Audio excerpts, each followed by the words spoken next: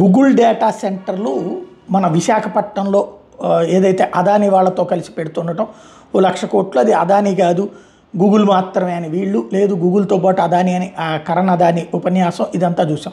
అది పక్కన పెడితే గూగుల్ ఒక్క ఇండియాలో అదానీ వాళ్ళతో కలిసినే కాదు, 2027 నాటికి గూగుల్ $40 బిలియన్, $40 బిలియన్, ఇక్కడ మనకు $1 బిలియన్, $1.5 బిలియన్ అనుకుంటా పెడతామంటున్నారు.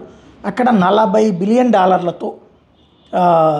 ఏదైతే టెక్సాస్లో గూగుల్ సెంటర్ పెడతామన్నటువంటిది అక్కడ చెప్పుకొచ్చారనమాట. తాజాగా అక్కడ హామీ ఇచ్చుకొచ్చారు. అదే కాకుండా ప్రపంచవ్యాప్తంగా మరొక 4 సెంటర్లు పెట్టడానికి ప్రిపేర్ అవుతున్నారు. అయితే ఇండియాలో పెట్టడం అన్నటువంటి దాంతో అక్కడ అవకాశాలు వచ్చి ఉండొచ్చు. ముందు అక్కడ ఏదో కాలిఫోర్నియా అట్లాంటి చోట్లను తిరస్కరించారు పబ్లిక్, దాంతో అక్కడ ప్రభుత్వం ఆగింది.